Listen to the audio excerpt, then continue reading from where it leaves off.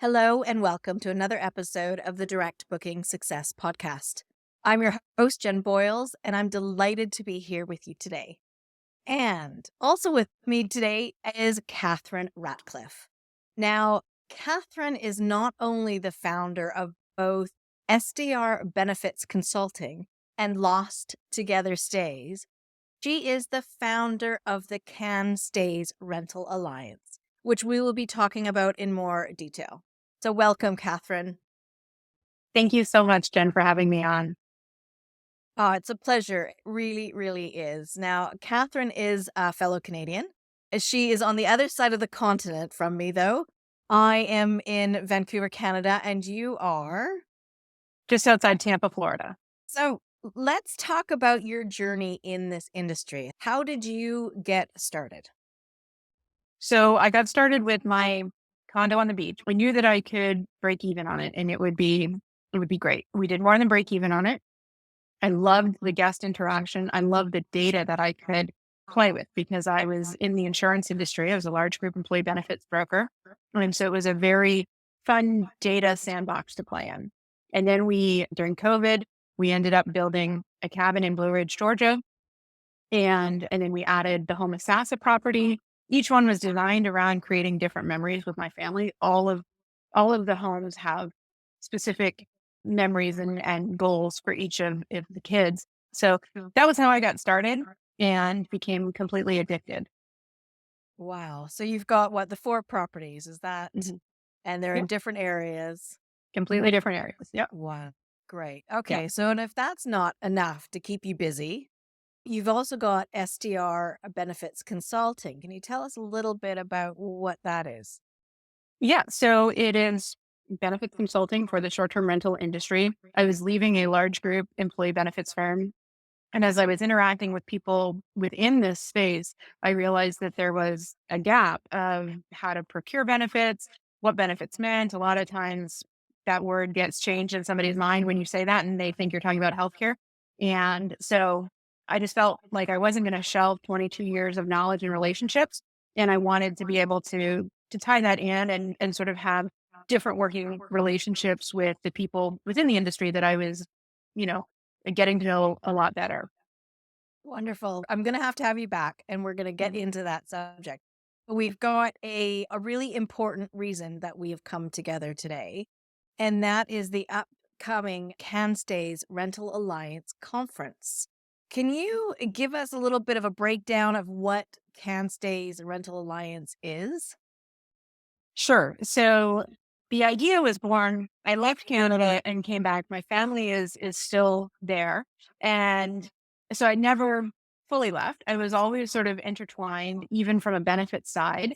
I would deal with clients that had customers in Canada and just understanding the differences in regulation, language laws. There's all sorts of import export. Doing business with Canada is a very unique initiative. It's not something that you can just sort of duplicate whatever you do in America and it works in Canada. And so when I started to go to conferences and interact with individuals within the industry, I started to meet Canadians. And it was the most bizarre thing because none of the content, for the most part, applies to them. And I questioned a few people and I said, why would you spend all the money to come to an American show if the content isn't relevant? And and I mean, right down to the spelling of words and internet keywords and that sort of thing. And it was a topic that had always been forefront because of personal experiences that I had. I had tried to do a book club with my mom when she was in a nursing home, and I would download a book to my Kindle and try to send her the link to download it to hers, and it would say it was banned in that country, and it was over the spelling because it wasn't the right spelling. So the nuances of doing business in Canada are are so plentiful. And I just could not understand why there wasn't a conference that was focused on the Canadian content. There's certainly been conferences that have taken place geographically in Canada, but nothing from all of my conversations that focus on the uniqueness of Canada, from the language regulations, from access to healthcare, all the pricing strategies, the search words, all of it. And it just seemed like such a void in the industry. And because I was leaving one very big career and going into this new industry, I went to almost every conference that there was last year.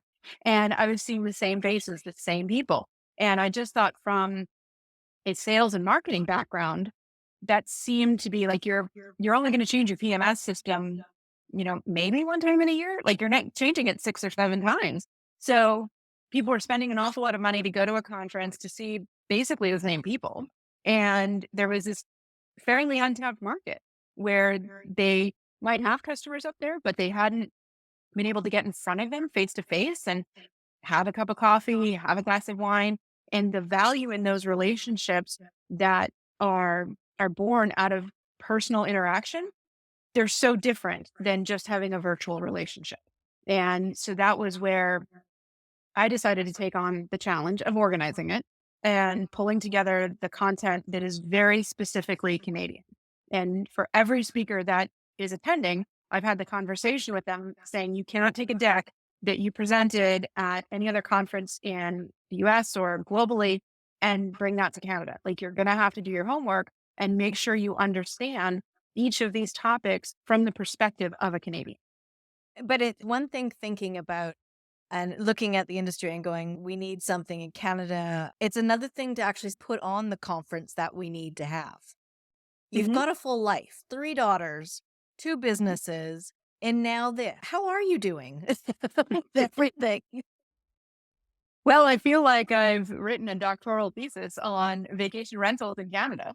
Yeah, it's something that I do enjoy a challenge. I do untangling knots in that regard. I knew that I could bring topics and initiatives that nobody else was going to bring forward. It made my head hurt why nobody could organize it. And there are big associations in the States and around the world that are advocacy arms, but Canada didn't have that type of representation. And I'm a person who has a lobbyist, you know, myself in Florida. And that's important to have those types of relationships where when things are difficult, you know who to call and you know what to say and you understand the 60-second time slot that you're given. And there was none of that that was being given in Canada. And then to tack on to that, I had become very involved here in Florida with the human trafficking initiatives. And our state is very, very focused on that. And Airbnb does a very good job supporting the initiative. Florida is number 3 in the country for human trafficking. And that is, not just what you expect it to be. It's also labor trafficking is a huge part of that. And so as you follow some of the news items and understanding like foreign workers that are coming in and just sort of the explosion of the way people get paid is not the traditional way that people were paid 15, 20 years ago. And that's true wherever you are, right? There's a lot of e-transfers and all of that sort of thing. And it's very easy to become complicit with labor trafficking and not realizing that you're doing it. So as I was becoming more involved here, I was, doing podcasts and talking about it. And everybody was linking back to the Florida course. And there was nothing that was available on a national level in Canada. And there was certainly nothing that was available for our industry. And our industry, it can be susceptible to human trafficking coming in. Any sort of hospitality situation can. Hotels have the same, potential. And there's training that's required here in Florida and across many, many states that require all hotels and cleaners to go through that type of training. And there wasn't that same level of awareness in Canada, but it wasn't that there wasn't an issue. So every time I was presenting heat maps of where trafficking was coming and going, Canada was right there. And so it was, I have nieces and nephews and people that I care about. And I just, how can this education not be taking place? And how can we put this together within the scope of how, we want to make sure we're not part of the problem, we're part of the solution. A lot of times we are able to have our eyes and ears on the properties next door to us, which can be trafficking hubs as opposed to the property itself. And being better stewards of our community. We've also been in situations where we've been asked to house victims because they can't be placed in a hotel when they've been rescued because there's concerns. So we are part of solutions that people don't always think of. And I wanted to be able to rewrite that narrative and just do better. It just made me crazy that it wasn't being done. And I felt a personal responsibility to take that on because I could see that happen. With the regulations that are going on, especially here in BC right now, this event is happening in April 2024 in Banff, Canada. Here is a Yep. conference that is going to make a difference. And you start off on day one. It's a 3-day conference, but you're starting off day one with advocacy, aren't you? Yeah. Yes. We have the Minister of Public Safety coming federally. Dominic LeBlanc has agreed to come specifically to talk about the issues of public safety, human trafficking, and because it is such an important issue. It's a huge issue across Canada. And I think what's really important is, again, no one industry is going to solve this. And it's about taking our corner and talking with fellow industry partners, whether that's hotel associations, DMOs, whomever, and saying like, how do we become part of a solution with this? And education is always the beginning of a solution. And that's where, until you take the training, I took the training almost by accident, and it was a Florida course. And I am a licensed SHRM instructor for the state of Florida. And I learned about it from Deborah Labbe, who's in Europe. And it came to me for that. Florida developed it because we were hosting the Super Bowl, and it was the most recent Super Bowl attempt. And so anytime you have a compression event like that, trafficking spikes. And again, it's labor and everything, right? So because you need, workers for these 3 days, you don't need workers for a year. And so you're pulling people in. And a lot of trafficking is familial. And so people have visions of, y- you know, things that it certainly can be dark and scary, but it can also be very much in your face where your spouse, your parent, your child is sending you out to work and taking that money. And that, becomes trafficking. It's the exploitation of another human being for financial gain. And so when you start to understand that the person might be stuck and might be trapped, Canada has compression events, and those are important conversations to have. Taylor Swift is coming. And so Canada will have the Taylor Swift effect. And those were topics that it was really, really important to draw those out and make sure that from a a perspective of regulation, if you're not telling your story, somebody else is. And so it's really important to have a seat at the table, to have the conversations about where we fit. There are housing crises all over the world. There are, negative issues that you can pick on any single industry, from environmental protections, like all kinds of things, right? And we are not immune to that, but we need to talk about how we help and not be talked about by other industries. Mhm. And so this was very much the opportunity for every province to come together and say, what is unique about Nova Scotia versus the Yukon versus Ontario versus BC, because they're all incredibly different with the demographic that's brought in. And, we've challenged sponsors and partners to go through data and look at how much traffic is coming in provincially. So how many people are traveling for healthcare or work related, periods that are coming into a city like Vancouver, because those are very, very real issues. If you're in Regina and you need to go to the closest children's hospital, and you're looking at Calgary as your option, those are things that are more uniquely Canadian, and there are governmental programs provincially to offset some of those travel expenses. And some of the property managers that I've talked to and had a chance to really look at what they're doing have done a fabulous job of marketing specifically to them. But that's information that, one, the governmental folks don't necessarily hear directly from us. Our story gets told by the hotel industry or tourism associations, which we may or may not be part of. And it was important to tell every piece of that narrative. From a Mhm. safety perspective, you've got people that don't necessarily feel safe being in a hotel. And from an economic standpoint, you've got families that travel for sports or graduations. They're going to college. There's student housing issues. There was an article that I read a few weeks ago where this woman was saying she couldn't afford rent, long-term rent. And so she was just going from Airbnb to Airbnb because it included the utilities, and she could 1 week or 2 week an Airbnb and just kind of move around nomadically, because long-term rent is not inexpensive. So when you start talking about a housing crisis, there's a number of factors that go into that. And short-term rentals is not, the banning them is not the solution to it. And so I really No. wanted to bring in those governmental officials at different levels to say, hey, let's talk about how we are Mm. part of this. And what we're seeing right now in BC as this law is coming in, we didn't have a seat at the table because nobody's thinking it's going to happen to them.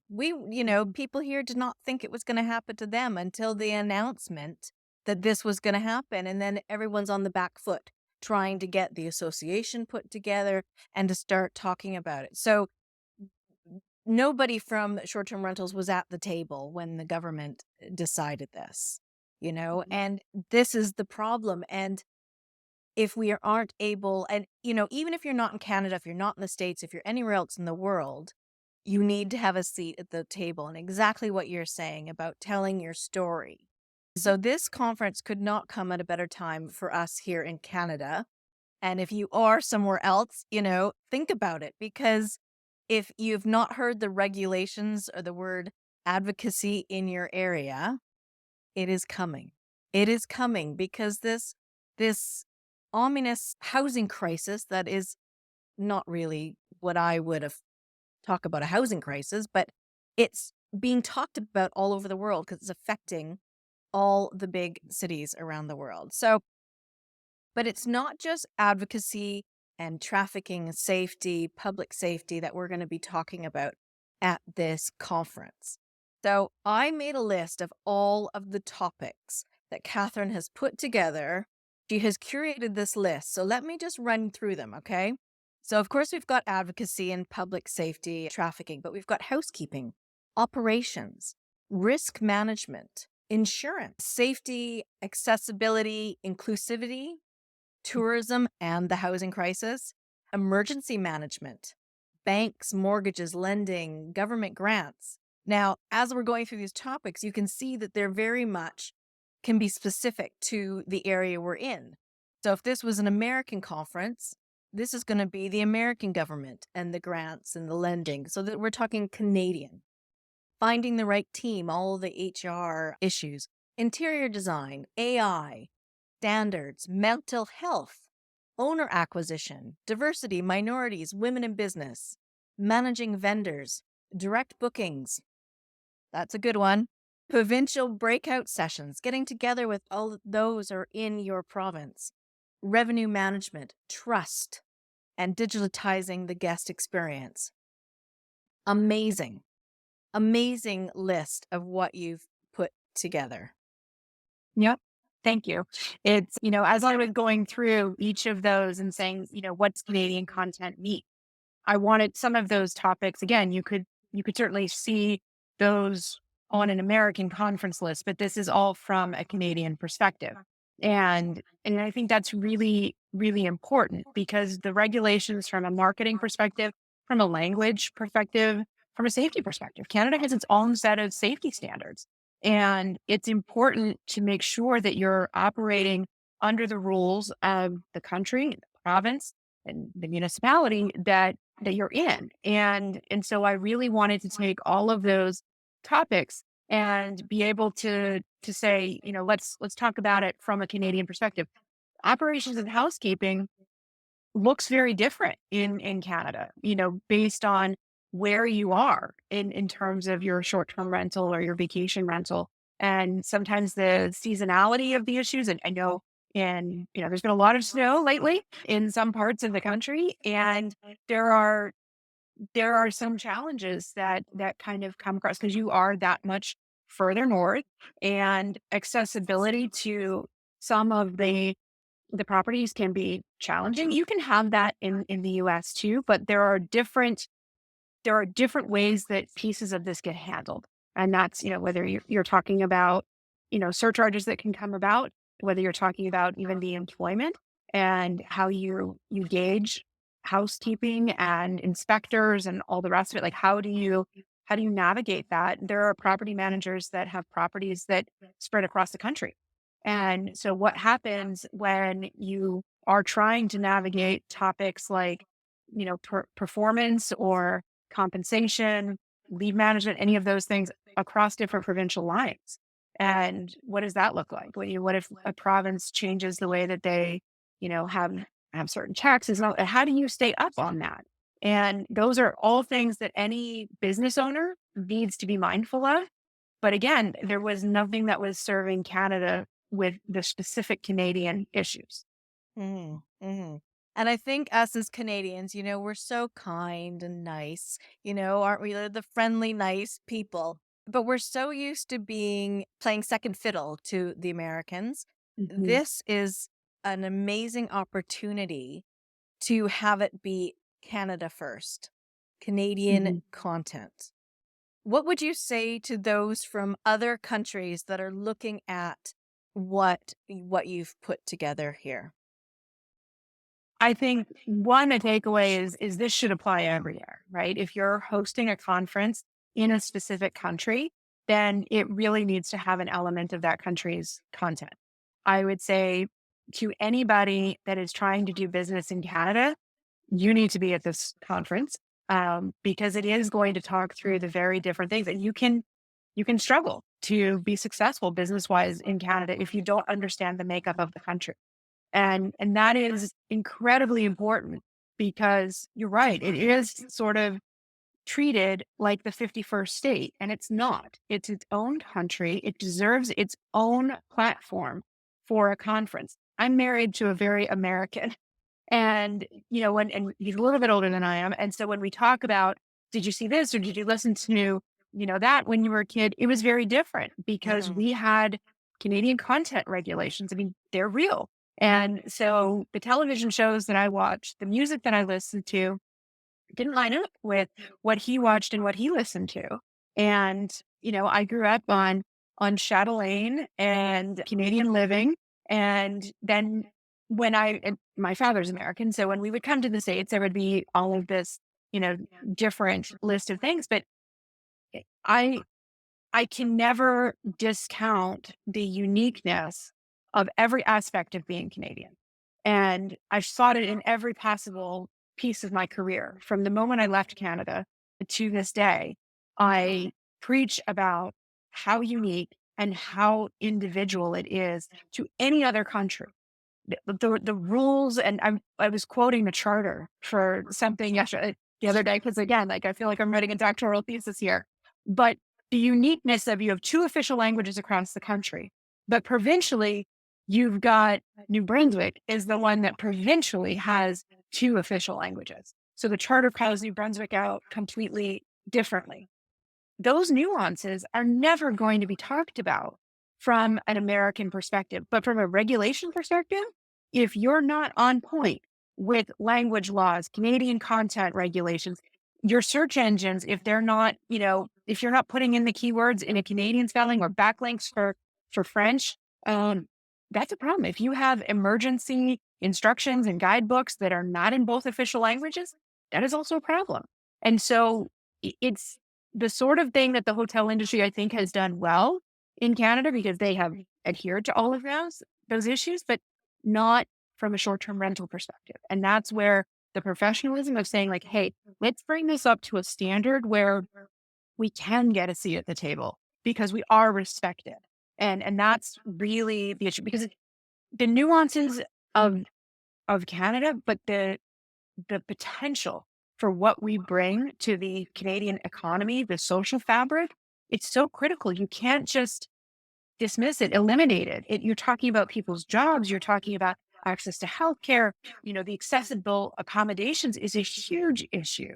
And when you look at some of the regulations in Ontario, there's a huge problem with accessible accommodations, period, where they're not projected to hit the targets that we're committed to. And I think there's opportunities for us as short-term rental owners to be able to provide some assistance with that because we can educate and be advocates. And Lorraine Woodward will be speaking at the conference.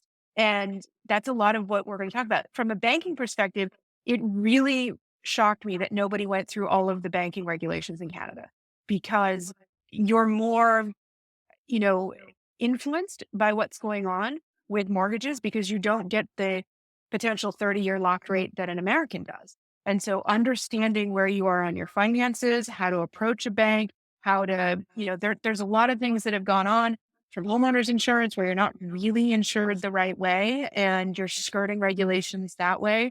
There's issues with mortgages where you applied for it as potentially a second home, but you're using it as an investment property. And these are things that if we don't educate people and get them to do it the right way, this is absolutely how regulations come down. Somebody else tells the story and it becomes a huge problem. I am so excited to be a part of this conference, to be talking about direct bookings with that Canadian perspective. It is going to be a fabulous event. And Catherine has kindly given us $100 off the conference registration. So the website, we'll put it in the show notes, and it's CanStaysRentalAlliance.com. If you use the code DBS, you can get $100 off your registration, which is great. And there's savings as well on airfare with WestJet. There's savings on accommodation if you want to stay at the Banff Springs Hotel, which if you've not seen this place, it's like amazing. It's going to be absolutely spectacular. We've added a couple of features. There's a spa discount code that is out there too for a Monday through Friday. So it's not valid on Saturday or Sunday. And then we added a spousal ticket as well for folks that want to bring their spouses to the event because it is an amazing venue. The hotel in and of itself is a destination. The conference is going to be pretty amazing too. But we wanted, to be able to include spouses and especially because it was a weekend to Mhm. really make it as inclusive as possible. Well, I hope that not everyone's going to be at the spa when I do my talk on Monday morning. But no, seriously, it's going to be a great event, and I do hope that everyone thinks about getting a ticket and coming to it because it's not going to be a conference where you're just sitting back and sort of just letting everything go past you. This is something where the content is directly related to the area that it's in. Yeah. It's really important that people do come. The pro and con of government coming and having this level of attention, that's not a repetitive thing. It Mhm. is a very critical moment in Canada's history in terms of where we are regarding this issue. If you look at the number of, election issues that are kind of coming up that this falls into, this is the moment for everybody to show up. The idea of, well, I'll see how this one goes and maybe I'll come next year. You're not going to have the same impact. You're not going to be able to tell your story. And what I love about Canadian hosts and property managers is they're not these huge, huge organizations that you find in America. These are fairly regional managers that have a number of properties, but it's very personal to them, the experience. And those stories are so unique, host to host, and they need to be told. Yeah, wonderful. We're going to be doing that. So before you go, I need to ask you the question in relation to what we've been speaking about today about the CanStays conference and talking about direct bookings and marketing. What does direct booking success mean to you? It means relationships. I really feel that a direct booking success is when you've been able to establish a relationship, ideally before they've been through an OTA, but you've been able to establish a relationship through your website, through your content, through your property, and that individual trusts you with their memories that they're going to make in your. Wonderful. Thanks, Catherine. I will see you at CanStays. I'm really looking forward to it. The $100 off using the code DBS on the CanStays website, and all the links will be in the show notes. Thank you. Thank you so much for having me.